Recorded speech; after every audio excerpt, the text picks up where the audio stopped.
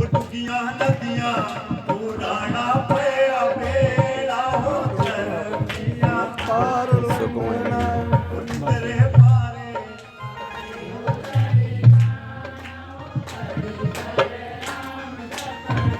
उठकियां नंदा दे ओणे ओ कोले ओ हड्डियों की राख बननी। बोल सच्चे दरबार लोग माता रानी की कथा के बीच में प्रवेश करेंगे।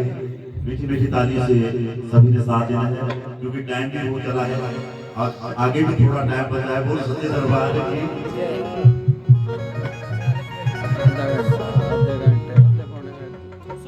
सुना वो भक्तों तारा की कहानी हो माता रानी माता दी पूजा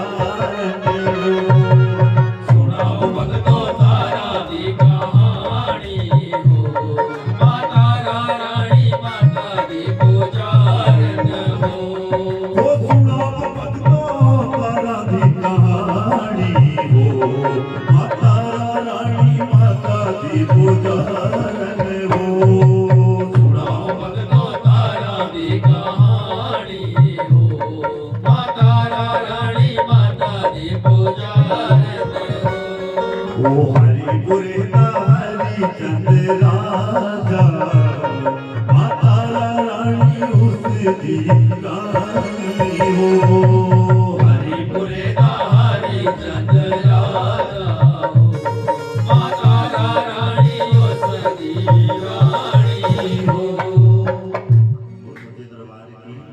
अच्छा मैंने इतनी बार यहाँ पे कथा सुनाई। ये कथा है कहाँ का? वो सच्चे दरबार की कांगड़ा की है। सुने भाई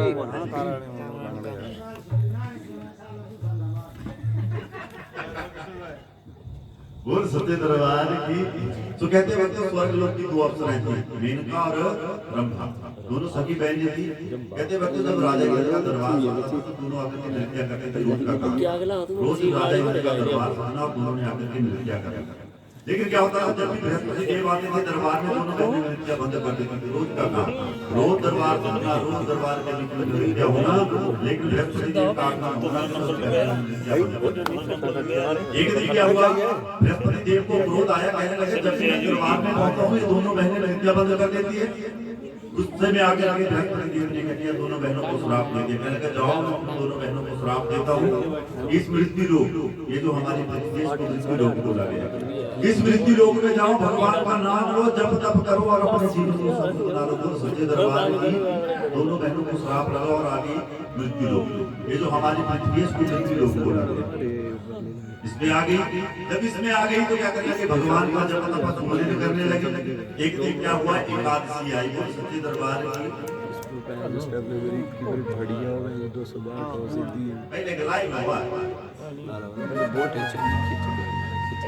अब एकादशी आई और दोनों बहनों ने व्रत रख दिया एकादशी का। जब शाम का समय होने लगे तो ब्रह्मा कहने लगे मेनका ऐसा कर तू बाजार जा और बाजार जाकर ऐसा कर हाथ लेके आ जा ताकि हम व्रत का निवारण कर सकें। मेनका कहने लगे ठीक है। और मेनका चली बाजार कैसे करके, बोल सच्चे दरबार की। बरता हुआ महाजिया, बरता हुआ महाजिया, वो छोटी बहन चली वो बाजार। बरता हुआ महाजिया, बहन चली वो बाजार। बरता हुआ महाजिया, वो इकट के दे फूल ले आया, इकट के दे हार। वो इकट के दे फूल ले आया, इकट के दे हार। वो इकट के दे फूल ले आया, इकट के दे हार। वो इकट के दे फूल ले आया, इकट के दे हार।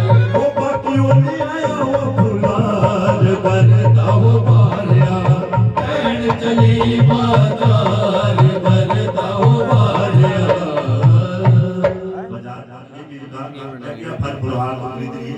लेकिन जब घर की तरफ ढूंढने लगे तो देखा कि रेडी वाला बड़े बड़ी से आवाजें लगा रहा था, कह रहा था महाप्रसाद ले लो, महाप्रसाद ले लो। अब वो महाप्रसाद क्या था, उस रेडी वाले ने मांस के कुर्ते बनाए हुए थे। तो सच्चे दरबार की जिनका कहने लगे मेरी बहन ने तो प्रसाद मंगवाया है, क्यों ना आज महाप्रसाद घर ले चलो। रेडी वाले के पास गए, कहने लगे भैया मुझे भी ये महाप्रसाद दे दो। रेडी वाले ने क्या किया, गरम गरम मांस को तोड़ के तले और मेनका के हाथ में रख दिए। वो सच्चे दरबार की मेनका ने टुकड़ा उठाया और मुंह में डाल दिया, चबाती चबाती चली मांस और मंदिर रंभा के। जब रंभा के पास पहुंची तो रंभा कह लगी मेनका क्या खा रही है? कह लगी बहन महाप्रसाद। कह लगी बहन प्रसाद तो सुना था, फिर ये महाप्रसाद है क्या, बता दो सही। जब मेनका ने मांस से भरे को बड़ा हाथ आगे किया तो रंभा कहने लगी जा वो नीचे कौन सा कर्म कमा दिया तुझे, आज ही व्रत वाले दिन मांस खाना था, जा मैं तुझे श्राप देती हूँ कि तू गिज के रूप में बदल जाए। वो सच्चे दरबार की मेनका जोर जोर से रोने लगी, कहने लगी नहीं कौन सा श्राप दे दिया तूने मुझे, कहने लगी जैसा तूने कर्म कमाया व्रत वाले दिन तेरी तृष्णा मांस खाने की थी, वही मैंने तुझे श्राप दिया। वो सच्चे दरबार की अब मेनका कहने लगी बहन श्राप तो दे दिया लेकिन मेरा उद्धार कब होगा? तो रंभा कहने लगी मेनका तेरा उद्धार अब जाकर द्वापर युग में होगा। वो सच्चे दरबार की मेनका गिद्ध के रूप में बदली, उदारी लगा दी, आकाश में भ्रमण करने लगी चारों दिशाओं का। जब उसे भूख लगने लगती तो क्या करती, मरा हुआ जानवर दिखाई देता कि उसके ऊपर जाकर के बैठ गई और कच्चा मांस नोच नोच कर खाना शुरू कर दिया मेनका ने। वो सच्चे दरबार की अब कहते हैं सदैव जब पढ़ता गया ना जाने कब द्वापर युग आएगा जब इस देह को त्याग जाऊंगा। कहते हैं जब युग बदला द्वापर युग आया तो द्वापर युग के बीच में क्या हुआ, महामाई आधी रात की बेला में अपने शेर का श्रृंगार कर रही थी स्वर्गलोक में। शेर को सजाने लगी मां की हनुमान आ गया। हनुमान ने देखा मां अपने शेर को सजा रही है, आधी रात की बेला में कहां जा रही है, तो क्या कहने लगे मां से बोल सच्चे दरबार मां से कहने लगे हनुमान वो अधी अधी राती माते से रसिकारिया से रसिकारिया कहा चली माया दी रात चले राते मारे बार जावा। तेरी जय हो मैया, तेरी जय हो मैया, वो तेरी जय हो मैया, वो तेरी जय हो मैया। वो सच्चे दरबार की मां इतनी आधी रात की बेला में कहां जा रही है? हनुमान ने अपने पांच प्यारे पांडवों से मिलने हस्तिनापुरी जा रहे हैं। अबे हस्तिनापुरी कहां का नाम था, कहां का नाम था जी, जहां दिल्ली है। वो सच्चे दरबार की ये हस्तिनापुरी के बीच में जा रहे हैं। हनुमान ने कहने लगा मां मैं भी आपके साथ जाऊंगा। अब आगे आगे हनुमान पीछे पीछे महामाई और पहुंच गया हस्तिनापुरी के बीच में जाकर। जब हस्तिनापुरी के बीच में पहुंचे तो मां कहने लगी हनुमान मेरा मन नहीं कर रहा है कि मैं अंदर जाऊं। ऐसा कर हनुमान तू महल के अंदर जा और मेरे पांच प्यारे पांडवों से कहना कि आपसे मिलने के लिए मां। अब हनुमान मां ने बाहर डेरा लगा लिया, हनुमान अंदर गए तो क्या देखा, और पांडव जुआ खेल रहे थे। जुआ खेल रहे थे, जुए के बीच में बैठ के विष्णु के पास गए, विष्णु को प्रणाम किया, कहने के महाराज प्रणाम। विष्णु कहने लगे हनुमान बोलो क्यों आए हो? कहने लगे महाराज आपसे मिलने के लिए मां ही है, चलो अपने दर्शन ले जाओ, मां के दर्शन आके चलो। मां ने मुझे बोला तो पांडव कहने लगे जा हनुमान फिर उस मां से कह दे कि अगर मां हमारे महल के अंदर आ जाती तो मां के पैरों की मेहंदी नहीं घिस जाती। हो सच्चे दरबार की कहने की मां जिन पांडवों की आप स्वर्ग लोक छोड़ करके यहाँ पहुंच गए हैं वो पांडव जुए के बीच में इसलिए व्यस्त हैं कि उन्होंने इतना तक कह दिया कि अगर मां हमारे महल के अंदर आ जाती तो मां की पैरों में मेहंदी नहीं घिस जाती। हो सच्चे दरबार की मां को पूरी आज हुआ राजपाट अपनी पत्नी को दांव पे लगाया, उसे भी हार गया। वो सच्चे दरबार की जब भरी सभा के सब कुछ त्यागना पड़ा तो दुर्योधन ने क्या किया, हुक्म चला दिया कि जाओ द्रुपद को बालों से घसीट करके भरी सभा के बीच में लाया। तो शासनों के चले और द्रुपद जी वहां गए और बालों से घसीटते हो तो शासन भरी सभा के बीच में द्रुपद को ले आया। वो सच्चे दरबार की अब दुशासन निंदन करने लगा, द्रुपद को साड़ी का पल्ला पकड़ लिया तो क्या हुआ, द्रुपद करुण पुकार करने लगी। जितने भी योद्धा थे सब ने अपनी गर्दनें झुका ली। वो सच्चे दरबार की सबकी तरफ देखने लगे, कोई तो मेरी रक्षा करेगा, लेकिन सबने गर्दनें झुका ली। वो सच्चे दरबार की दास बन चुके थे तो एक ही सहारा बचा था, किसका, भगवान श्री कृष्ण का। वो सच्चे दरबार की क्या कहने लगी, कोई भगत दी ऐसी मैनू मार गए, पांडव जुए बिच गए मैनू हार गए, लाज रख ले ओ बंसरी वालिया, अज सेरा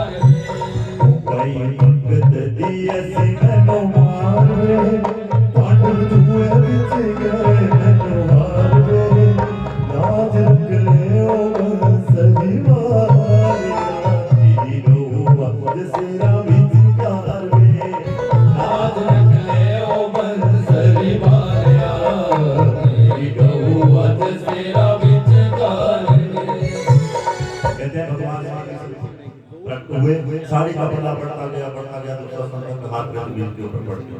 कहने लगा मां मैंने प्रतिज्ञा की आपको भरी सभा के बीच में नयन करूंगा, लेकिन लगता है मेरी प्रतिज्ञा पूरी नहीं होगी। फिर ऐसा करो मां, मेरी प्रतिज्ञा पूरी करने के लिए शरीर का कोई अंग दिखा दो जिससे मेरी प्रतिज्ञा पूरी हो जाए। तो द्रौपदी ने क्या किया, साड़ी का पल्ला उठाया और पैर की एड़ी निकाली, वो सत्य दरबार की। तो भगवान श्री कृष्ण ने क्या किया, नारी शक्ति को श्राप दे दिया। कह लगे जाओ मैं नारी शक्ति को श्राप देता हूँ कि नारी शक्ति चाहे जितना मर्जी भी सजने सबक लेगी, अपने आप के पीछे मुड़ के एक बार जरूर देखेगी। बोल सत्य दरबार की, बोल सत्य दरबार की। अब क्या हुआ, पांडवों को हो गया वनवास, 13 वर्ष का वनवास। अब 14 वर्ष का अज्ञात वनवास। चले गए वनवास के बीच दर पर बढ़ने लगे, कभी इधर कभी। पांचों भाइयों ने योजना बना ली, कहने लगे देखो हम माँ के नाम से यज्ञ करेंगे और सब ऋषि मुनियों को बुलाएंगे और इतना बड़ा भंडारा करेंगे मिलकर। कहने के भारत भंडारा का चीज का होगा, कहने लगे 100 मण खीर का भंडारा लगाया जाएगा। बोल सच्चे दरबार। कहने के भारत ठीक है, न्योते भेजे गए ऋषि मुनियों।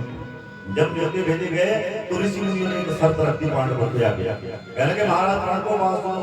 कहने के हाँ महाराज बोलो कि अगर इस भंडारे के बीच में दुर्वासा ऋषि को बुलाया तो समझना हम आपके भंडारे के बीच में नहीं आएंगे। कहने के महाराज ऐसा क्यों, दुर्वासा ऋषि ने ऐसा क्या किया। कहने के महाराज एक समय की बात है, दुर्वासा ऋषि तपस्या में बैठे थे, कपिला गऊ आई और उनके करमंडल से पानी पी लिया। दुर्वासा ऋषि को क्रोध आया और चिमटे से मार मार के कपिला गऊ को लहूलुहान कर दिया। अगर उनको इस भंडारे के बीच में बुलाया तो समझना हम आपके भंडारे के बीच में नहीं आएंगे। कहने लगे कोई बात नहीं, एक ऋषि मुनि के ना आने से हमारा भंडारा थोड़ी रुक जाए। अब जिस दिन भंडारा होना था सब ऋषि मुनि इकट्ठे हुए। बोल सत्य दरबार की, बोल सत्य दरबार की। अब ऋषि मुनि इकट्ठे हुए, भंडारा तैयार होने लगा। कुछ महामाई का गुणगान करने लगे और खीर को बनाने लगे। तभी कहते हैं कि उस भंडारे के बीच में बिन बुलाए मेहमान दुर्वासा ऋषि पहुंच गया। कह लगे अरे ऋषियों किसका गुणगान कर रहे हो। कहने के महाराज महामाई का। कह लगे धरती 3 देवों की है। कौन कौन है 3 देव, ब्रह्मा विष्णु महेश। कहने के उनका गुणगान करो, कहाँ महामाई का कर। कहने के नहीं महाराज पांडवों का देश है, ये सिर्फ महामाई का ही गुणगान होना चाहिए। दुर्वासा ऋषि को और कहने लगे तो मुझे बुलाया नहीं, ऊपर से मेरी बात भी नहीं माने, तो कोई बात नहीं सबसे बदला दूंगा, सबका नमूनमा कर दूंगा पृथ्वी पर से। बोल सच्चे दरबार की। चले कैसे बदला लूं, कैसे बदला लूं। झाड़ियों में नजर पड़ गई और मरा हुआ जहरीला सांप दिखाई दिया दुर्वासा ऋषि। तो दुर्वासा ऋषि ने क्या किया, अपनी इच्छा शक्ति से बात का रूप बनाया और मरे हुए सांप को अपनी पूंछ में उठा लिया, उड़ारी लगा दी और क्या कहने लगा, बोल सच्चे दरबार की।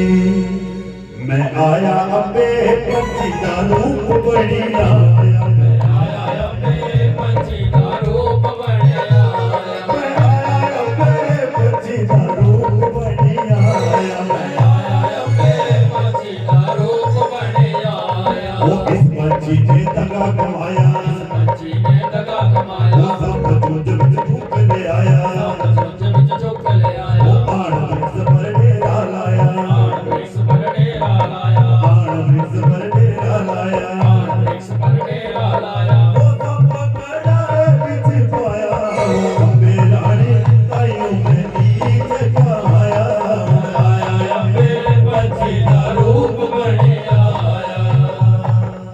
क्या किया, पीपल का वृक्ष था उसके ऊपर जाकर के बैठ गया, नजरें गड़ाई खीर के बके बकर कि जैसे ऋषि मुनि की नजर यहाँ से आती है, मरा हुआ सांप सांपों का खीर के बर्तन में। तभी पांडवों ने आवाज लगा दी, अरे ऋषियों भंडारा तो बनकर तैयार है, अब वहां पे क्या कर रहे हो, और हजरत मां के नाम की हुक्म डालो और इस यज्ञ को पूर्ण करो। जैसे ऋषि मुनि वहां से गए, दुर्वासा ऋषि को मौका मिल गया, मरा हुआ सांप छोड़ दिया खीर के बर्तन के नीचे। कहने लगा खाओ इसको, सबका नमूना हो जाएगा। वहां से जल उड़ारी लगाई, निकल गया। लेकिन सारा दृश्य देख रही थी आकाश से कौन, गिद्ध बनी मेनका। वो सच्चे दरबार पर हंसने लगी ऊपर से जोर जोर से। कहने लगी मेरी बहन ने तो सच कहा था कि जाकर द्वापर के बीच में उद्धार होगा, लेकिन इस देह को लेकर के जाऊंगा तो कभी उद्धार नहीं होगा। वो सच्चे दरबार की कहने लगी अपने क्या किया, महामाई से प्रार्थना करने लगी, हे माँ कुछ ऐसा रूप दे आज सबकी जान बचा सकूं। बोल सच्चे दरबार की। कहते हैं छिपकली के रूप में धरती पे आ गया और धीरे धीरे चली और उस खीर के बर्तन के नजदीक। अब मन में पूरी योजना बना ली कि अब मैं गर्म खीर के बर्तन के बीच में छलांग लगाऊंगी, सब मुझे इसमें गिरते हुए देखेंगे, फिर इस खीर को कोई नहीं। अब क्या हुआ, ऋषि मुनि खीर के बर्तन के पास जैसे इकट्ठे हुए, मौका मिल गया उसे, धीरे धीरे चली और ऋषि मुनि के कंधे के ऊपर पहुंची और ऋषि मुनि ने देखा मेरे कंधे के ऊपर तो छिपकली आ गई। ऋषि मुनि ने क्या किया, झाड़ने के लिए हाथ उठाया, उसने एकदम से पहले तैयारी कर रखी थी और एकदम से छलांग लगाई और गर्म खीर के बर्तन में और अपने प्राणों की आहुति। ऋषि मुनि कहने लगे, इसने तो सारा ही भंडारा खराब कर दिया।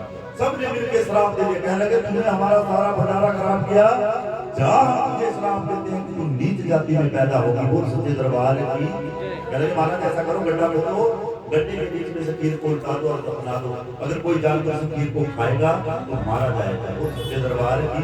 गड्ढा खोदा, गड्ढे के बीच में से खीर को उठाने लगे तो देखा आगे आगे छिपकली और पीछे पीछे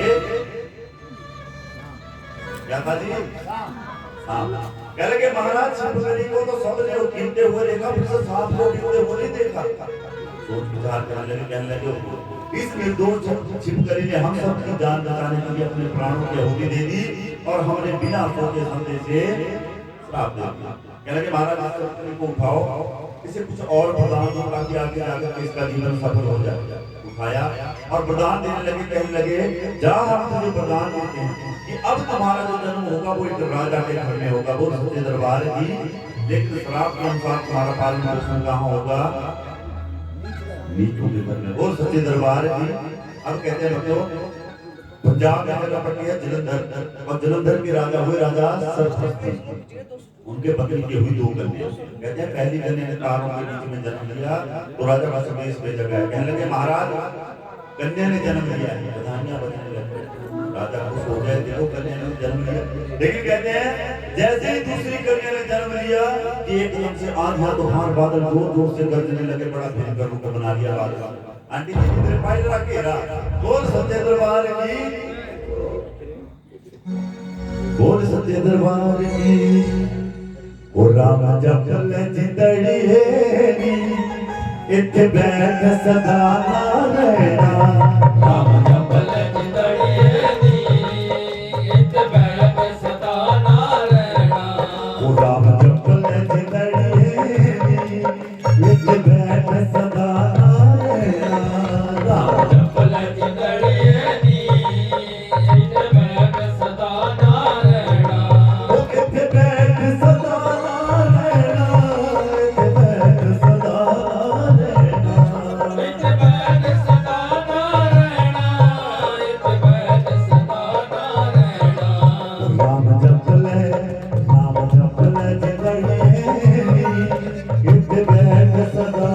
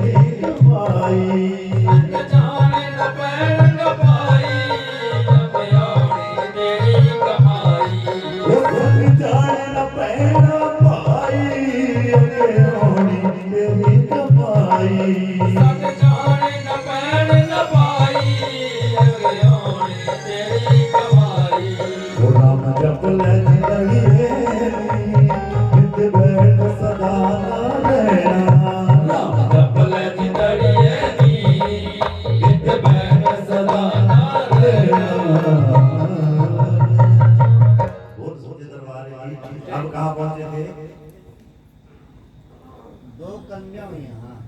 सच्चे दरबार की जय। बाकी तो नकलवान ने बेटे को कोई बोलता बोल सच्चे दरबार की। अब कहते हैं दूसरी कन्या ने जन्म लिया, आ गया तूफान बादल दूर दूर से गरजे गरजे बड़ा छोटा रूप बना लिया। राजा डर गया, कहने लगा देखो जब से छोटी कन्या ने जन्म लिया आ गया तूफान बादल दूर दूर से इतना क्यों गरज रहे। कहने लगे महाराज ब्राह्मण को बुला करके लाओ। ब्राह्मण को बुला करके लाया। उस कन्या का टिपड़ा जब बना तो ब्राह्मण से राजा पूछने लगा, कहने लगे महाराज बताओ ये कन्या कैसी है। कहने लगे महाराज ये कन्या नहीं आगे का बबूला है, जितनी देर से महल में जन्म लिए हो गई, अगर इतनी देर और रह गई तो समझो आपका राजपाट सब कुछ नष्ट हो जाएगा। वो सच्चे दरबार की। राजा कहने का महाराज कोई उपाय बताओ। कहने के महाराज इस कन्या को मार दो। राजा कहने का महाराज अगर मैं इस कन्या को मारूंगा तो मेरी 7 पीढ़ियां नरक में रहेगी, कभी उनका उद्धार नहीं होगा, कोई और उपाय बताओ। कहने के महाराज ऐसा करो एक चंदन की बेड़ बनाओ, बाहर से सोने से जड़ो, अंदर हीरे मोती डालो। पर राजा हीरे मोती डालना उसने इसकी पढ़ाई लिखाई और पालन पोषण तक इससे ज्यादा मत डालना, और सूर्य को नदी में बहा देना। जो कोई इस बेड़ को पकड़ेगा वो इस कन्या का पालन पोषण ठीक कर देगा। राजा ने वैसा किया, चंदन की बेड़ बनाई, बाहर से सोने से जड़ी, अंदर हीरे मोती डाले, बीच में कन्या को डाला और आधी रात की लीला में नदी में बोलो जोर से बोलो बहा दिया। अब बेड़ नदी में बहती बहती जा रही है और कन्या अरदास कर रही है, मां से क्या कह रही है, बोल सच्चे दरबार की। वो मैनू रूड़ दीनो बनने ला वो तेरा मातड़ी, वो मैनू रूड़ दीनो बनने ला वो तेरा मातड़ी, वो मैनू रूड़ दीनो बनने ला वो तेरा मातड़ी, वो मैनू रूड़ दीनो बनने ला वो तेरा मातड़ी। वो माता पिता ने बड़ा जुल्म माता पिता ने बड़ा जुल्म कमाया, ओ माता पिता ने बड़ा जुल्म कमाया, ओ माता पिता ने बड़ा जुल्म कमाया। ओ मैनू पानी बिच दिता वो तेरा मारई, ओ मैनू दीनो बनने ला वो तेरा मारई। सुबह सुबह का समय था, कहते हैं भक्तों उसी नदी के किनारे गौतम ऋषि बैठकर ध्यान कर रहे थे। अब गौतम ऋषि की आंखें खुली जब सिंदूक के ऊपर नजर पड़ी, पानी के बीच में कहने लगा सोने का सिंदूक बहता हुआ जा रहा है, अगर ये बाहर से सोने का तो अंदर पता नहीं क्या क्या होगा। इधर उधर नजर घुमाई, सुबह सुबह घाट पर धोबी कपड़े धो रहा था। कह लगा धोबी देख पानी के बीच में सोने का सिंदूक बहता जा रहा है, अगर उसे पकड़ लेगा तो पूरी जिंदगी भर कपड़े धोने से बच जाएगा। देख रहे बाहर से सोने का है, अंदर पता नहीं क्या क्या होगा। अब धोबी ने देखा सामने सोने का सिंदूक है, कहते हैं लाल चूरी बिना सोचे समझे आओ देखा था और छलांग लगा दी पानी के बीच में, लेकिन तैरना नहीं आता। अब धोबी थोड़ा आगे चला तो पानी गले गले तक आ गया। अब धोबी डरने लगा और क्या कहने लगा, बोल सच्चे दरबार की। वो भेड़ किया फड़नी यमुना गहरी, वो भेड़ किया फड़नी यमुना गहरी, वो भेड़ किया फड़नी यमुना गहरी, वो भेड़ किया फड़नी यमुना गहरी, वो यमुना गहरी नदिया गहरी, यमुना गहरी नदिया गहरी, वो भेड़ किया फड़नी वो यमुना गहरी, वो भेड़ किया फड़नी यमुना गहरी।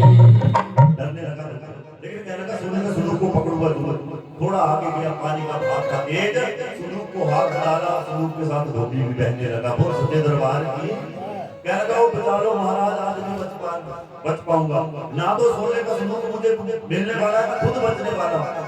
तभी क्या हुआ, जाति का एक भीड़ था, भंगी जिसको कहते हैं, सुबह सुबह लोगों के घर सफाई करता था, जो भी कूड़ा करकट होता था वो नदी के ऊपर फेंका करता था। जैसे वो आया गौतम ऋषि कहने लगे वो भीड़, वो भंगी बात देख बेचारा धोबी डूब रहा है, जाके बचा ले इसकी जान। उस भंगी ने क्या किया, नदी के बीच में छलांग लगाई, धोबी और सिंदूक को बाहर ले आया। अब धोबी के मन में था लाल, धोबी ने क्या किया, जल्दी जल्दी उस सिंदूक को उठाया, चढ़ने की तैयारी कर दी। लेकिन वो भीड़ कहने लगा महाराज मेरी बात सुन, अगर मैं ना होता तो आज आप भी नहीं बच पाते, इसलिए दोनों का बराबर का हिस्सा खाओ बेटियां 50-50 को सच्चे दरबार की जय। अब बैठने लगे आप इसमें गौतम ऋषि आए कहने लगे मैं आपके बीच में बंटवारा करता हूं कहने लगे जिसने जान बचाई उसका अंदर का हिस्सा जिसने जान बचाई उसका अब जान किसने बचाई अली तो भी बोल रहा है भाई और जान किसकी बची धोबी की कहने लगे बोलो सुनो जब सुदूक को बोला तो बीच में लड़की उस भील कहते सबसे पहले उस कन्या को उठाया और अपने सीने से लगा लिया कहने लगा धोबी तेरे मन में है लाल सब हीरे मोती जोरात सब ले जा मैं कन्या लेकर के जा रहा हूँ क्योंकि धोबी को शादी को कई वर्ष हो गए थे घर में औलाद नहीं थी बच्ची को उठाया पहुंच गया घर अपनी पत्नी को आवाज लगाई कहने लगा भाग्या मां देख मैं क्या लेकर के आया हूँ पत्नी दौड़ी दौड़ी आई ना जाने मेरा पति कौन सा खजाना लेकर के आ गया सुबह सुबह जब आया पत्नी आई दरवाजे के ऊपर हाथ में बच्ची देखी तो चिल्लाने लगी अपने पति के ऊपर कह रही महाराज बच्ची किसकी चुरा के लाए हो वो कहने लगा वो भाग्यवान बात सुनकर बच्ची चुरा के नहीं लाए हो पहले बात को सुन ले जो तुझे बोल रहा है वो बोलते रहे पूरी बात अपनी पत्नी को बताई अब उस वीर की पत्नी के मन में दया आ गया उस बच्ची को अपना लिया बोल सच्चे दरबार की घर में बधाइयां बजने लगी मिठाइयां बटने लगी अब जब बधाइयां बजने लगी मिठाइयां बटने लगी तो क्या कहने लगे बोल सच्चे दरबार की वो कर पीला दे बजट बधाइयां वो कर पीला दे वो कर पीला दे बजट बधाया जी कर पीला दे वो कर पीला दे बजट बधाइयां जी वो कर पीला दे कर पीला दे बजट बधाया जी कर पीला दे वो औदे ता नो नाती पे जुदा दे औदे ता जाते नाना नाती के जुटा दे पता दे बड़ लोनिया जी वो कर पीला दे कर पीला दे बजट बधाया जी कर पीला दे बधाइयां बजी मिठाइयां बजने लगी जब उस बच्ची का नामकरण होने लगा तो घर वालों ने प्यार का नाम रख दिया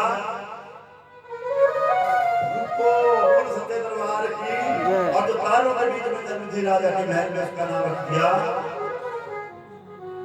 आराम बोल सच्चे दरबार की धीरे धीरे दोनों कन्याओं का पालन पोषण होने लगा दोनों कन्या बढ़ने लगी रुको हो गई 12 साल की जब 12 साल बाद अगर रुको की शादी 12 साल में करते हैं तो 100 मण सोने का दान करना पड़ेगा कहने की महाराज 13 साल में कहने की फिर चांदी का कहने की महाराज 14 साल में कहने की फिर 1 लाख रुपए का दान करना पड़ेगा वो सच्चे दरबार की कहने की महाराज हम तो अपने गरीब के कहां से लाएंगे धन दौलत कहने की कोई बात नहीं जब तक रुको शादी के काबिल नहीं हो जाते तब तक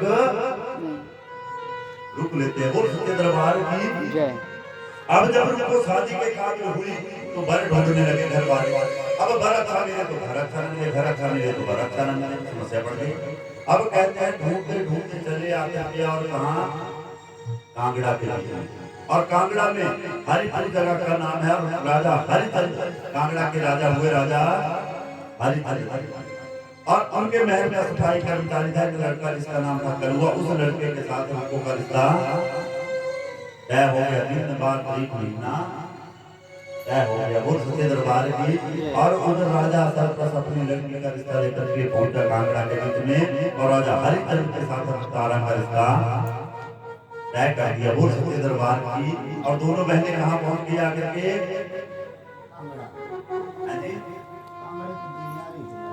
कांगड़ा के बीच में बोल सच्चे दरबार की अब कहते हैं आ गया जिस दिन शादी होनी थी आ गया शादी वाला दिन बोल सच्चे दरबार की ना शादी वाली दिन क्या कहते सब दिन मिले हाँ समूद बोल सच्चे दरबार की तेरे को जो लगा बटन लगने फिर क्या कर दे कुछ देर बाद दिन क्या कर दे सुहाग बोल सच्चे दरबार की ताकि पूरा पता बताई ताकि वो पूरा भारत नहीं करेंगे बाल को आए ने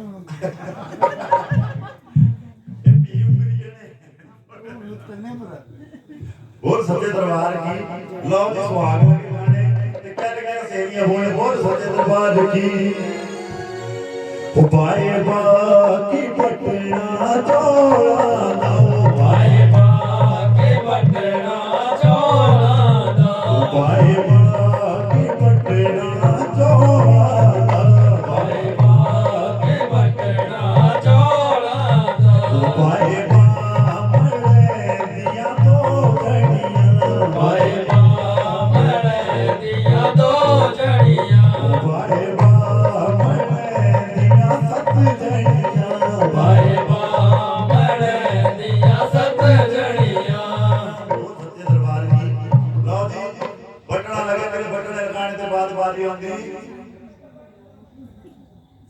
हाँ तेल पाने लगे क्या क्या हो गया पूरा पता है तेल पाने तो तेल लेके लगने तेल पाने क्या लगाए पैसे पैसे के मामले में बड़ा खतरा मामला पैसे जब लगने हमसे पैसे हाँ लेकिन लेने महा हाँ बोल सत्य दरबार की जय। हाँ तेल भी पाना बोल सत्य दरबार की जय। ये भी एक बात है पाना किसको हुआ सोच लो आज यहाँ पे महामाई के दरबार के बीच में रुको की शादी हो रही है और ज्योति के सामने जो तिलक रखा है उस तिलक का तिलक करना है ज्योति के सामने बोल सत्य दरबार की तेल लगा बोले तो क्या लगे बोलने बोल सत्य दरबार की क्या लगे ऐसे नहीं गाने की लड़कियां सुन कटोरिए भरते ले जो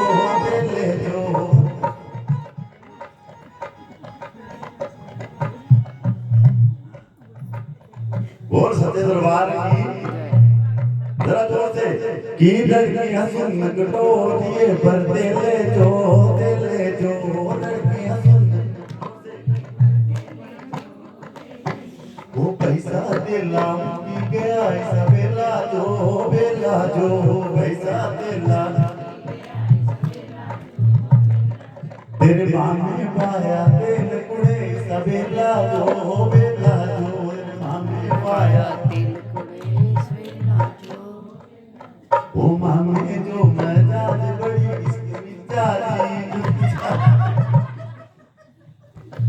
बोल सत्य दरबार की तेरी मामी ये पाया तेल कुड़े सवेला जो तेरी मामी ये पाया तेल कुड़े सवेला जो ओ मामिया जो मजाज बड़ी किस सूटे दी ओ मामिया जो मजाज बड़ी सूटे दी ओ मामी लगदी छैल कुड़े सवेला जो मामी लगदी छैल कुड़े सवेला जो दरबार की जय। लो जवार वेदिका लगी नहीं वेद माता तैयारी है मेरे संग वेला होके बरात में पूजी है बोल सत्य दरबार रात राती डेरे के रात से लिए लगे गाने एक जो आए सुनहरी पक्का बने के सुनहरी पक्का बने के गुरु को आसानियों पे आए सोनरी पक्का बने के सोनरी पक्का बने के इनको आसानियों भेजनी रात राती अमियात राड़ा में जो है क्या दिन रात वेला हुई लग चार हुए बारी आएगी प्याग बोल सत्य दरबार की ते प्याग की बारी आई तो क्या लगे होने फिर हां जी बधाई विदाई न्यू ईयर की सिर गुंदी लगी होंगे बोल सत्य दरबार की लोग उनको दी सिर गुंदी लगी होंगे क्या लगे बोलने किसी ने मेरे चेहरे पे पाए किसी ने मेरे चैन दुनिया पाया कि ऊपर भाई दे मोर दुनिया पाए कि ऊपर भाई दे मोर दुनिया पाया कि ऊपर भाई दे डाक बंगला पाए कि ऊपर भाई दे डाक बंगला गुटियां भी पाई के झाल मोर भी पाई थे बोल सत्य दरबार की जब इसके बाद बारी आएगी हाँ डाक बंगला भी ऊपर पाए डाक खाना भी पाई था थोड़ा देर पर बोल सत्य दरबार की बारी आएगी विदाई बोल सत्य दरबार की कहते हैं जब कोई कन्या अपने घर को छोड़ करके जाती है तो खास बात करने के लिए 6 महीने 1 साल रहने का बड़ा मुश्किल होता है बोल सत्य दरबार की अब रुको बैठी जाकर डोली के बीच में झर नील आंखों से बह रहा है अपने पिता की तरफ देखा तो पिता की आंखों से भी आंसू गिर रहे कहते हैं कि पिता का दिल कितना भी मजबूत हो कितना भी सख्त हो लेकिन जब कोई कन्या अपने घर को छोड़ करके जाती है तो पिता भी रो पड़ता है बोल सत्य दरबार की सो क्या कह रही डोली के बीच में से बोल सत्य दरबार की बाबुल मेरिया गुड्डियां तेरे घर रह गया बाबुल मेरिया कुटिया तेरे घर रह गया ओ बाबुल मेरिया गुड्डियां तेरे घर रह गया बाबुल मेरिया कुटिया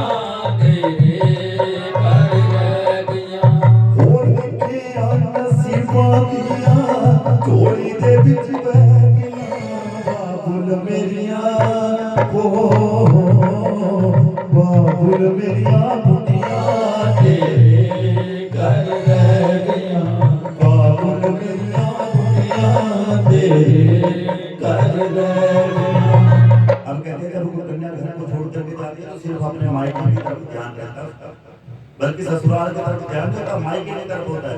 और क्या कहती है मायके वालों के लिए कि झुक झुक जीवे रब्बा मेरे सोने वीर प्यारे झुक झुक जीवे रब्बा मेरे सोने वीर प्यारे ओ झुक झुक जीवे रब्बा मेरे सोने वीर प्यारे झुक झुक जीवे रब्बा मेरे सोने वीर प्यारे ओ तत्ती वाला लगे मेरे माँ तेरा दुलारे दीवाना लगे मेरे मान राज दुलारे ओ बापे मासिया बुआ चटके माँ में मासिया बुआ छटके ओली दे बिच बह गया बाबुल मेरिया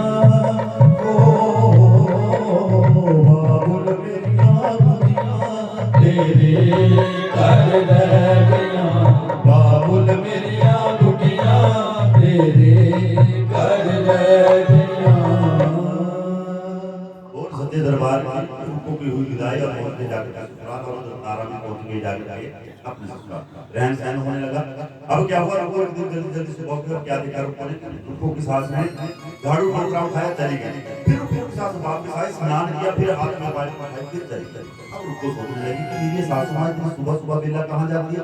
एक दिन फिर वही दिन नजारा दूसरे दिन तीसरे दिन चौथा दिन जब पांचवा दिन हुआ तो रुको ने रास्ता रोका। कहने के सास मां पहले मुझे ये बताओ कि आप सुबह सुबह बेला कहां जाते हो। कहने के बेटा मैं लोगों के घर की सफाई करने जाती हूँ जिससे हमारे घर का चूल्हा चौका करता है। वो सच्चे दरबार की कहने की सास मां फिर आज से ये काम मैं करूंगा। लेकिन रुको की सास कहने की बेटा देख ये जो हमारे घर का नियम है कि नई मेरी दुल्हन से 6 महीने 1 साल भर तक काम नहीं करवाया जाता। वो सच्चे दरबार की रुको ने जिद पकड़ के कहने की सास मां करूंगी मैं ऐसे काम का। जब जिद पकड़ कर रुको की सास कहने की बेटा ढूंढ के करना है। रुको झाड़ू पकड़ा उठाया लोगों के घर चली गई। वापिस आई स्नान किया हाथ में बाल्टी उठाई और पहुंच गई मां के मंदिर। जब वो मां के मंदिर पहुंची तो सफाई करने लगी कैसे करके बोल सच्चे दरबार की वो कहते आसे तपासे झाड़ू लाम दी रुकमण जी वो पौड़ पूछे वो के सनाले अपने तारो मैया वो तेरी जय हो मैया तेरी जय हो मैया तेरी जय हो मैया। कहते हैं आस-पास का जो किनारा था वहां पे तो झाड़ू लगा दिया। लेकिन जब वो मूर्त के पास पहुंची सोचने लगे अब इस मूर्त को किससे साफ कर। तो क्या किया कि आओ देखकर बताओ अपने केस इनकी बाल वाले पानी में डुबोए उससे उसको साफ करने लगे। वो सच्चे दरबार की बीता समय 5 साल हो गया तो वही रोज मंदिर जाना रोजाना। एक दिन उनको की सास सोचने लगी चलो अपने रूपों को कोई दुख तो नहीं। उसको मंदिर से वापस आई कहने की बेटा पहले ये बता तुम्हें कोई दुख तो नहीं होगी। कहने की नहीं सासू मां मुझे काहे का दुख होगा। सुबह सुबह महामाई के मंदिर जाती हूँ भक्त जनों के टोले बैठे हुए तरह तरह के भेंटे गाते हैं तब तक मैं मंदिर की सफाई कर देती हूँ। पर सासू मां मुझे पहले ये बताओ कि जिस मूर्ति की मैं सफाई करती हूँ वो देती क्या है। वो सच्चे दरबार की कहने की बेटा मन में होनी चाहिए श्रद्धा विश्वास। वो सच्चे दरबार की मांग कर तो देख। कहने की सासू मां फिर शादी को 5 साल हो गए मेरे औलाद नहीं क्या ये मां मेरी सूनी बोली को भर सकती है। कहने की हाँ बेटा पर जाकर के मांग को सही मां से तेरा मांगने का तरीका सही होना चाहिए। कहने की मां को सासू मां करूं क्या। कहने की बेटा एक नारियल ले जटाओं बांधा उसमें कुछ बांधा बन गया और मां के आगे खड़ी हो जाओ सच्चे मन से करो पुकार करना। बोल सच्चे दरबार की रुको ने वो नारियल लिया कुछ बांधा बन गया और मां के आगे खड़ी होगी और दोनों हाथ मां की तरफ फैला दिया और क्या कहने लगी बोल सच्चे दरबार की कहती मैं भी तेरा जाता करवावांगी देवाजी वो गोदी के ले वो मेरी लाल अपने तारो मैया वो तेरी जय हो मैया तेरी जय हो मैया तेरी जय हो मैया। कहते हैं रुको ने वो पुकार की और 1 साल के बाद उनको भी बेटा हुआ। जब रुको के बेटा हुआ तो रुको जागरण करवाना भूल गए, और हम लोग भी वैसा ही करते हैं। हाँ, और सबसे बड़ी बात देखो, जागरण के बीच में कितने आते हैं लोग, आते हैं ना। जागरण के बीच में जब आ गए तो ये देखेंगे कि गाने वाला कैसा है, अब हमें बचाएगा कि क्या करेगा, लेकिन ये सुनने नहीं आते कि महामाई का गुणगान हो रहा है। आप भी अपनी तरफ से बोलिए कि महाराज ये भेंटे करते हैं, क्योंकि लाखों हजारों भेंटे हैं, इतनी तो याद नहीं रहती है, लेकिन जो के अंदर होती है वही याद रहती है, वही आपको सुनाते हैं। लेकिन कहते हैं जब जागरण के बीच में आ गए, क्योंकि जागरण बने ही रात्रि के लिए, और कहते हैं सबसे पहला जागरण हुआ था वो रुको के घर हुआ था, वो भी मंगलवार के दिन। और पहले जो थे सिर्फ माँ काली के जागरण होते थे, माँ वैष्णो के जागरण होते थे, और माँ काली को सिर्फ मांस का ही भोग लगता था, वो उसके दरबार की। अब रुको जागरण करवाना भूल गई, बेटा बड़ा होते हुए 5 साल का हो गया बेटा, लेकिन रुको को कोई आ गया। एक दिन रुको सोचने लगी कि चलो आज अपने बच्चे को भी साथ ले जाती और मंदिर के बाहर खेलने छोड़ दूंगी बच्चों के साथ, तब तक मैं मंदिर की सफाई भी कर दूंगी। रुको लेके साथ में बाहर बच्चों के साथ खेलने छोड़ दिया। रुको मंदिर की पौड़ियां साफ करने लगी कि कहते हैं भक्तों, माँ की मूर्ति और हनुमान की मूर्ति आपस में बातें करने लग पड़े, साक्षात मूर्ति में। माँ कहने लगी हनुमान देख कितना प्यारा बच्चा किसी का बाहर खेल रहा है, आज मेरा जी कर रहा है कि इस बच्चे को उठाऊं और अपनी गोदी में खिलाऊं। लेकिन हनुमान ये रुको ने आपसे तो माफ कर लिया, लेकिन आपके नाम का जागरण करवाना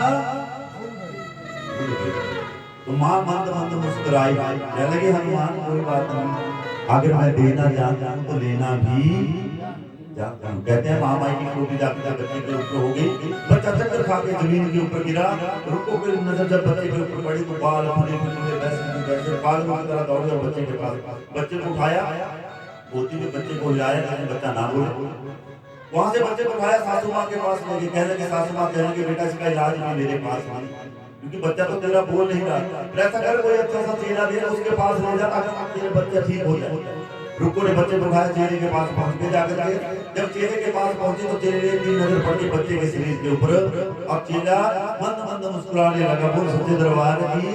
तो रुको कहने लगे महाराज मंद मंद मुस्कुराइए, पहले मुझे ये बताइए कि मेरे बच्चे को हुआ क्या है। जब इतनी बात रुको ने कही रोते रोते तो चेहरा क्या कहने लगा, बोल सच्चे दरबार की वो मेरी माता था वो पर मेरे बचड़े थे, ओ मेरी माता था वो पर सब बचड़े थे, मेरी माता था वो पर बचड़े थे, मेरी माता था वो पर सब बचड़े थे। महामाई का प्रवेश बच्चे के अंदर हो चुका, तब रुको का माता टंका जाकर के फिर याद आई, कहने लगी हमारा तो भूल गई। क्या कहने लगी, वो कहती भूल गईया तेरा दी, वो जाके बड़ा रे अनखे यार अपे तारो मैया, वो तेरी जय हो मैया, तेरी जय हो मैया, तेरी जय हो मैया। रुको ऐसा कर अपने बच्चे को उठा घर ले जा, ऐसा करना घर के भीतर के लिए चौक पर आना, तो अपने बच्चे को उठा धूप धुमाना और अरदास करना, बच्चा ठीक हो जाएगा। लेकिन माँ के नाम का जागरण दरबार देना, बोल सच्चे दरबार की। लेकिन उसके बच्चे के शरीर पे क्या निकल आई थी, छोटे छोटे फोड़े निकल आए थे, जिसको हम कहते हैं माता निकल आई। आज भी वो ग्रोपी बच्चों के ऊपर होती है, अब तो इंजेक्शन कर पड़े, लेकिन आप चाहे इंजेक्शन की दोबारा होगी जरूर, बोल सच्चे दरबार की। अब उनको घर के सहरे रखा, चौका लगाया, बच्चे को बीच में रखा, रुको गया घास की, बच्चा बोलने लग पड़ा। रुको की सास आई और पैसे दे दिए, रुको क्या रुको ऐसा कर महंतों के घर जाओ, महंतों को न्योता दिया। रुको ने कह दिया पैसे लिए पहुंचते महंतों के घर, कहते महाराज मेरे घर में जागरण करने के लिए आना है, ये लोग स्वीकार कर, लेकिन महंतों ने मना कर दिया। महंत कहने लगे रुको देख हम तेरे घर में नहीं आ सकते। कहने लगे महाराज कहने लगे तू जाति की नीच है और हम नीचों के घर में जागरण करने नहीं आए। रुको जोर जोर से रोने लगी, कहने लगे महाराज मेरा जागरण, कहने लगे तुम्हारा जागरण हो सकता है अगर तुम्हारे घर में राजा हरिचंद की पत्नी आती है तो समझ लेना हम भी आपके घर में आएंगे और माँ की सच्ची सुची जोत जलित करेंगे और माँ के नाम का गुणगान करेंगे। वो सच्चे दरबार की, क्योंकि हमारे इस जागरण मंडली की प्रधान है राजा हरिचंद की पत्नी तारा। रास्ता बताया गया, चली और महल के अंदर जब पहुंच गई तो तारा बैठी थी मंदिर के अंदर और जाकर के तारा के पास तारा पूछने लगी, बता रुको मेरे पास किस लिए आई है? महारानी मुझे माँ के नाम का जागरण करवाना। तभी क्या हुआ, वहां से सैन भक्त गुजर रहा था। अब सैन भक्त ने देखा कि जाती की भीड़ भीड़ से जाती की रुको ये यहाँ पे क्या कर रही है? तो क्या देखा, पूरी बातें सुनने लगा। अब रुको ने जब वो पैसे दे दिए तो तारा कह लगी ठीक है रुको, ऐसा कर जाकर के महंतों को कहना कि मेरे घर में तारा जागरण करने के लिए आ रही है। तारा वहां से चली गई, लेकिन सैन भक्त को पता चल गया कि आज रात को राजा की पत्नी भीलों के घर जागरण करने जाएगी। और सच्चे दरबार की तारा उठी अपने कमरे की तरफ और कह के कमरे की तरफ गई, अपना हार श्रृंगार करने लगी कि जैसे रात होगी यहाँ से निकल जाऊंगा।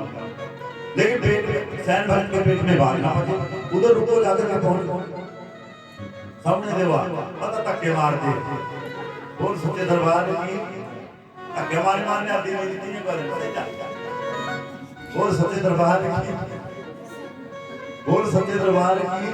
अब सैन भक्त का बातें लगाने लगा, कहने लगा महाराज मेरी बात सुनो। अब राजा सोचने लगे सैन भक्त कौन सी बेड़ियां बजा रहा है।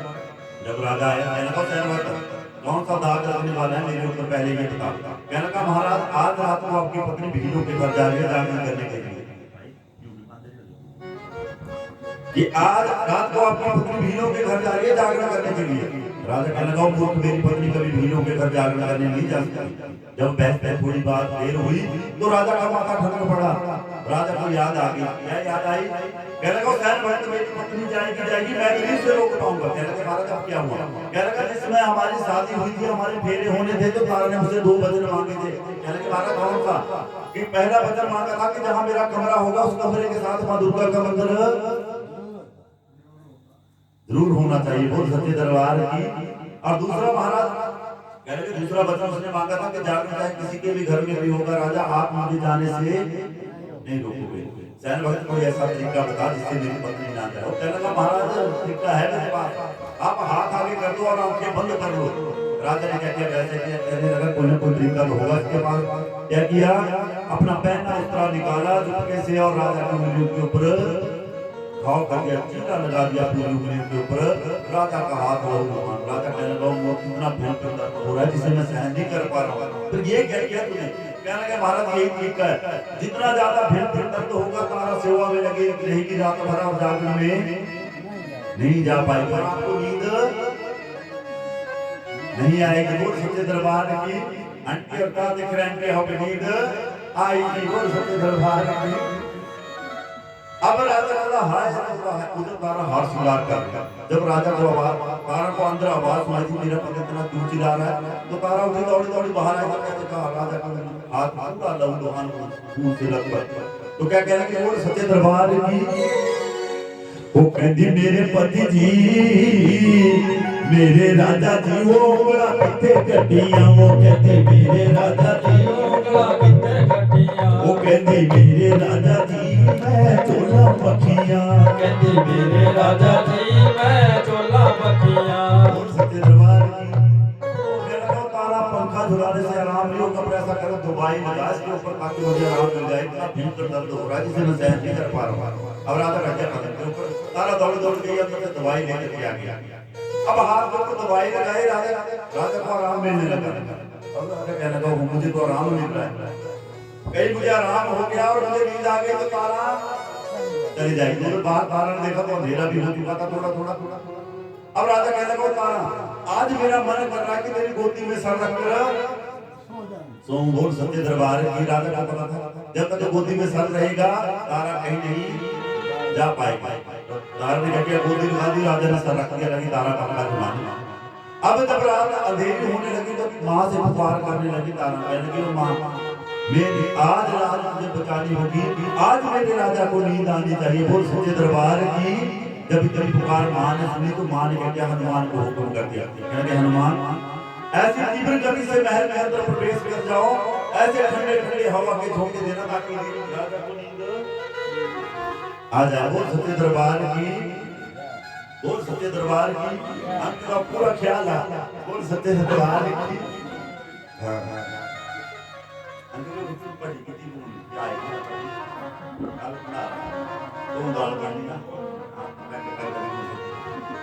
दरबार ओहो चलो कोई नहीं, तो कल लिखाएंगे। बोल सच्चे दरबार की। अब हनुमान मंदिर गति से गया और ऐसे ठंडे ठंडे हवा में झोंक दी और राजा को नींद आगे तारा उठी, धीरे से सर उठाया, ताली के ऊपर रखा और खुश हो गई कि मेरे राजा को नींद आगे। और क्या कहने लगी, बोल सच्चे दरबार की। वो आ गई मित्र हरिचंद राजे, आ गई हरिचंद राजे, आ गई मित्र हरिचंद राजे, आ गई मित्र हरिचंद राजे। वो हार सिंगार किया है तन पे, ध्यान धरे दुर्गा का मन में। हार सिंगार किया है तन में, ध्यान धरे दुर्गा का मन में। वो तीतर मोर पपीहा बोले, तीतर मोर पपीहा बोले, वो बोले कोयल काली वो आ गई। मित्र हरिचंद राजे, आ गई मित्र हरिचंद राजे, आ गई मित्र हरिचंद राजे। करना शुरू किया, दरवाजे के ऊपर पहुंचे तो दोपहर में तारा डर के मारे पीछे हटी, कहने लगे वो मेरे राजा की तरह चला गया। देखो दोपहर भी खड़े कर दिए। अब तभी मां ने आकाशवाणी करके कहने लगे तारा मत घबरा, मैं तेरे साथ हूं, मत घबरा। ऐसा कर जल्दी जल्दी अपने प्रांते को खोल, प्रांते के रस्सी का सामने गिर दिया, गिरती से बांध दिया, उसके सारे नीचे लोच हो गया। ठीक है जी, बोला फिर लोई जागी कोई जा। और सच्चे दरबार की, किसी के सारे नीचे उतर जा। मैंने क्या किया, जल्दी जल्दी अपने प्रांत को खोला, प्रांत की रस्सी बनाई। वो कहते सूट के बराता निकली है तारा जी, वो हो गई मैला ते भार्या पे तारो मैया। वो तेरी जय हो मैया, तेरी जय हो मैया, तेरी जय हो मैया। तारा ने सहारा लिया, नीचे उतर के चलना शुरू किया। अंधेरी रात का रास्ता, अब जिस रास्ते से जा रहे थे जंगल के रास्ते से, उसी रास्ते के बीच में डाक बैठा हुआ। डाकू की नजर पड़ गई तारा को, कहने लगे देखो राजा का पत्नी इतनी रात को इतना हार श्रृंगार करके कहां जा रही है। तलवार उठाई, रास्ता रोका। कहने लगा महारानी कहां जा रही है। कहने लगे भैया मैं जागरण के बीच में जा रही हूं, मेरा रास्ता मत रोको। लेकिन डाकू कहने लगा महारानी पहले इतना हार श्रृंगार किया ना, हीरे द्वारा पहने में सब मुझे ले जाओ, फिर जहां जाना चाहती हो चली चली। लेकिन तारा कहने लगे भैया मुझे देरी हो रही है, पहले से अंधेरी रात हो चुकी है, सुबह वापस आपके हीरे मोती जरा सब आपको दे जाऊंगे। और सच्चे दरबार की डाकू को विश्वास हुआ। डाकू सोचने लगा कहीं सुबह सुबह अपने पति को ले आई, राजा को ले आई, वो तो मेरी गर्दन काट देगा। झपटे पड़ा तारा के ऊपर, झपटा तारा डर के मारे पीछे हटी और पैर पैर उनका खुल गया। वो सच्चे दरबार की। अब डाकू जब जूते को उठाने लगा तो तारा ने क्या किया, उस डाकू को श्राप दे दिया। कहने लगे जहां तक मुझे श्राप देती हो कि तू मेरे जूते से हाथ लगाएगा तो तेरी आंखों की नजर चली जाएगी, इससे दूर हटेगा तो वापस नजर। अब डाकू सोचने लगा मुझे डरा रही है, कौन सा श्राप लगने वाला है मुझे, पर सब में सुझा। डाकू ने कहा जूते को उठाया तो आंखों की नजर चली गई। अब डाकू फंस गया हेर फेर में, कहने के सच हो गया। कभी उस जूते को उठाए तो आंखों की नजर चली जाए, कभी जमीन के ऊपर रखे तो वापस आ जाए। तारा वहां से नंगे पांव चली जाकर पहुंच गई रुको के घर। रुको के घर जैसे पहुंची तो महंत ने किया, मां की जरूरत पुजारित कर दिया और मां के नाम का गुणगान शुरू कर दिया। बोल सच्चे दरबार की, ज्वाला मैया की गुणगान होने लगा मां का। बोल सच्चे दरबार की कि तेरे बच्चियां ने जग ने रचाया, तेरे भक्तां ने जग ने रचाया, तेरे बच्चियां ने जग ने रचाया मां, तेरे भक्तां ने जग ने रचाया। तेरे बच्चियां ने जग ने रचाया मां, तेरे भक्तां ने जग ने रचाया। तेरे बच्चियां ने जग ने रचाया मां, तेरे भक्तां ने जग ने रचाया। पंज पंज पांडवां ने भक्त ने बनाया, पंज पंज पांडवां ने भक्त ने बनाया, पंज पंज पांडवां ने भक्त ने बनाया, पंज पंज पांडवां ने भक्त ने बनाया। अर्जुन चौर झुलाया मां, तेरे बच्चियां ने जग ने रचाया, तेरे बच्चियां ने जग ने रचाया मां, तेरे बच्चियां ने जग ने रचाया। अब गुणगान होने लगा तो तारा क्या कहने लगी, बोल सच्चे दरबार की मंदिर तेरे ते किया औना भैया की, छोटा कर मानो डर लगता। मंदिर तेरे मैं किया औना भैया की, छोटे कर मानो डर लगता। मंदिर तेरे कैसे आऊं, खोटे कर मुझसे डर लगता है। क्योंकि हम मंदिर में जाते हैं तो हमारा भाव कुछ और होता है, लेकिन जब उस मूर्ति के नजदीक पहुंचते हैं तो क्या करते हैं, जल्दी जल्दी आंखें बंद हे माँ मेरी मुराद पूरी कर दे। लेकिन कभी खुली आंखों से माँ के दर्शन करो, दीदार करो। जब मंदिर के बीच में जाओ आंखें कभी बंद करो, माँ के आगे जाओ तो दोनों आंखें खुली रखो और उस मूर्त का दीदार करो कि माँ कि हम तेरे दर पे आ गए हैं, बोल सच्चे दरबार की। और कभी मांगने की इच्छा मत रखो दरबार के बीच में, जब भी जाओ सिर्फ दर्शन करने के लिए, बोल सच्चे दरबार की, सिर्फ दर्शन करने के लिए जाओ। बस दर्शन करो और वापस वहां से वैसे आ जाओ। बोल सच्चे दरबार की, क्योंकि इंसान की इच्छाएं कभी खत्म नहीं होगी, ये तो बढ़ती जाएगी दिन दूना रात चौगुना। हाँ मुझे ये भी दे दो, ये भी भंडार बात हो, ये भी भंडार बात हो। बोल सच्चे दरबार की मंदिर तेरे आया भैया जी वो को क्या कर दो डर लगदा। मंदिर तेरे माँ की आना मैया जी को क्या कर दो डर लगदा। मंदिर तेरे आया भैया जी को क्या कर दो डर लगदा। मंदिर तेरे माँ की आना मैया जी को क्या कर दो डर लगदा। अनुदान करता रहा और आधी रात की बेला जैसे हुई राजा की नींद भी खुल गई। राजा ने कहा सपने मेरी पत्नी चली गई। क्या क्या क्रोध आ गया राजा को, कितना बड़ा दाग लगा दिया, कभी साफ नहीं हुआ। पूरी प्रजा फूट फूट करके मेरे ऊपर सुबह कि राजा की पत्नी रात को नीतों के घर गई थी जागरण करने के लिए। तलवार भाई और कहने लगा आज अपनी पत्नी के 2 टुकड़े कर दूंगा। अब राजा ने देखा मेरी पत्नी कहां से गई, खिड़की के ऊपर नजर पड़ी तो देखा तारा का पर्दा रखने लगा, वो तारा यहां से गई। राजा ने जैसे कैसे करके सहारा लिया, नीचे उतर गया ताकि और लोगों को पता न चले। उसी रास्ते से चलता चलता जब वो उस जंगल के बीच में पहुंचा तो डाकू कभी उस जूते को उठाया कभी रख रखा। अब जब तारा का जूता डाकू के हाथ में दिखा तो राजा को पूरा शक हो गया कि तारा यहीं से गई है। बोल सच्चे दरबार की। अब कहने का देखो तो डाकू को भी पता चल चुका है कि मेरी पत्नी भीलों के घर गई है। इससे अच्छा रात रहेगा, बांस ना बजेगी। बांस में गुस्सा तो आया था राजा को, तलवार उठाई और डाकू के 2 टुकड़े कर दिए। बोल सच्चे दरबार की। कहने का अगर इसको पता है तो सुबह होते होते अगर इसको छोड़ दिया तो सुबह होते होते सारे राज्य में ढंढोरा पीट देगा कि राजा की पत्नी भीलों के घर गई। वहां से चला राजा और पहुंच गया रुपये के घर।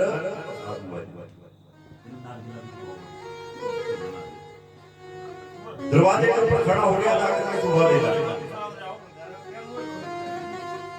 दरवाजे के ऊपर खड़ा हो गया, जैसे सुबह बेला हुई तो तारा ने क्या किया, माँ की आंखें उतारी और माँ को भोग लगाया और अपना पल्लू आगे कर दिया तारा ने।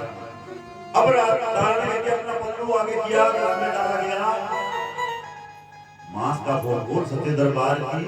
कहते हैं काली माँ के जागरण होते थे और मांस का भोग डाला गया। तारा ने उस पल्लू को समेटा, माँ को प्रणाम किया, वहां से चली। पहले कि रुको तेरा जागरण हो गया संपूर्ण, अब मुझे जाने दे, अगर घर नहीं पहुंची तो राजा आज मुझे जिंदा नहीं छोड़ेगा। महंतो कहने लगी महंतो आपका कार्य भी पूर्ण हो गया, अब ऐसा करो खुशी खुशी अपने घर जाओ और रुको का जागरण संपूर्ण हो गया। अब तारा जल्दी जल्दी दरवाजे के ऊपर पहुंची तो राजा तलवार लिए खड़ा, आंखें लाल।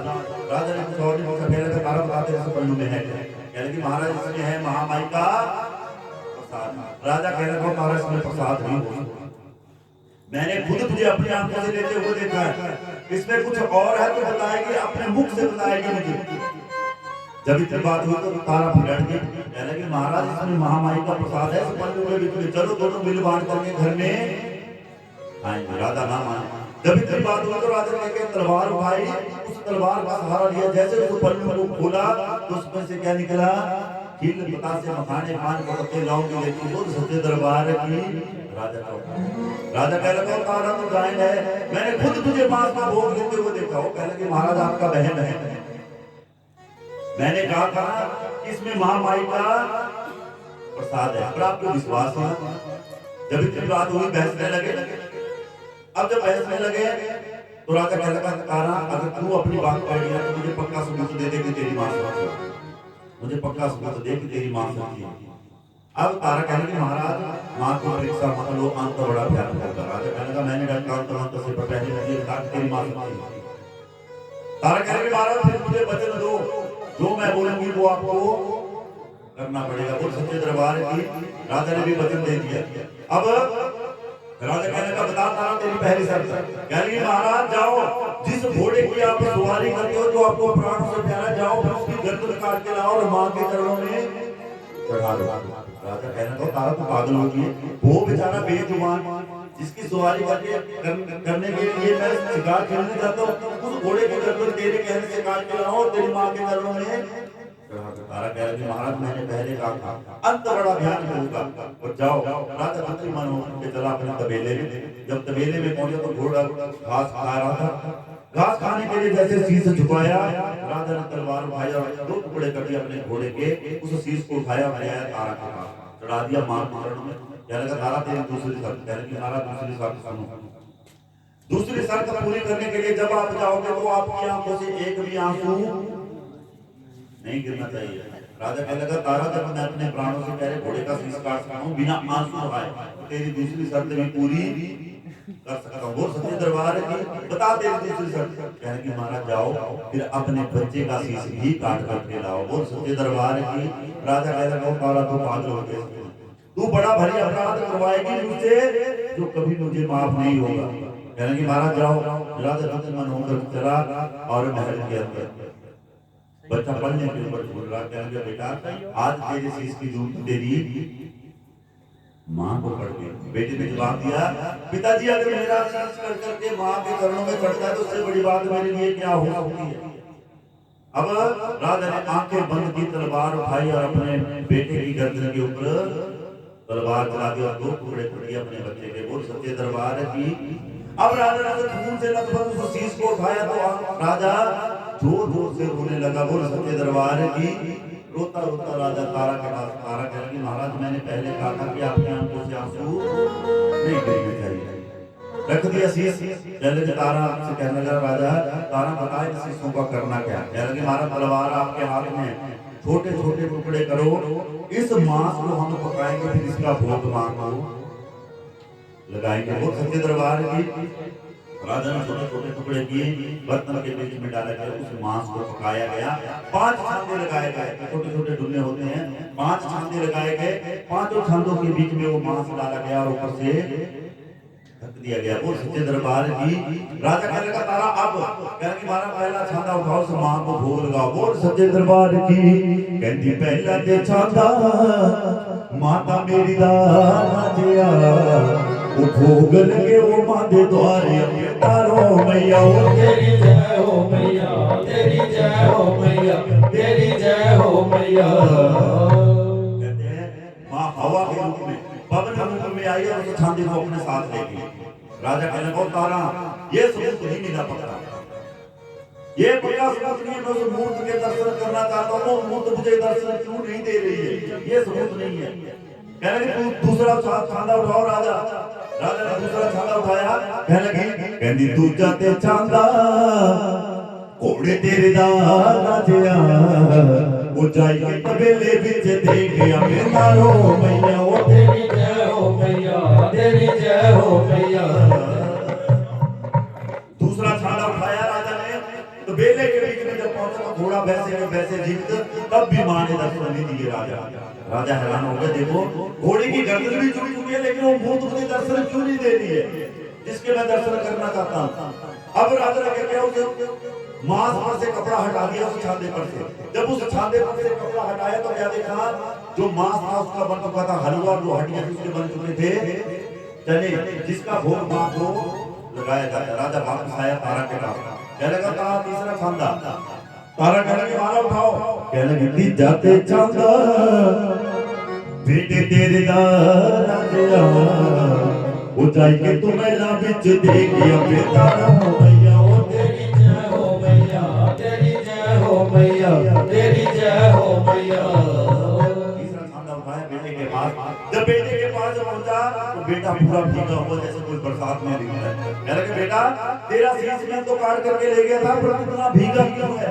कहने लगे पिताजी जब आप मेरा शीश काटने के लिए आए थे ना, तो साक्षात दुर्गा मां मेरे साथ बैठी थी, और दुर्गा मां बैठी थी और कहने लगी मुझसे दुर्गा मां कि बेटा बात तेरा पिता तेरा शीश काटने के लिए आ रहा है, तेरा शीश कटेगा। अगर तेरा पिता नहीं रोया तो आज तेरे पिता को यही दर्शन दे जाऊंगा। वो सच्चे दरबार की। लेकिन पिताजी आपने मेरा शीश काटा, जब खून से लथपथ उस शीश को उठाया तो आप दहाड़ मार मार के रोने लगे और मां ने आपको दर्शन देने से मना कर दिया और माँ यहाँ से चली गई। पर जो आपकी आंखों से आंसू गिर रहे थे वो मेरे ऊपर गिर रहे थे, उन्हीं आंसुओं से मैं भीगा हूँ। वो सच्चे दरबार की राजा ने बेटी का हाथ पकड़ा, पहुंच गया तारा के पास, कहने और तारा तू भी सच्ची है और तेरी माँ भी सच्ची है, तुझ जैसा भक्त कलियुग के बीच में और कोई नहीं होगा। वो सच्चे दरबार की कलियुग के बीच में भक्त हुए धनु भक्त जी और एक हुई माँ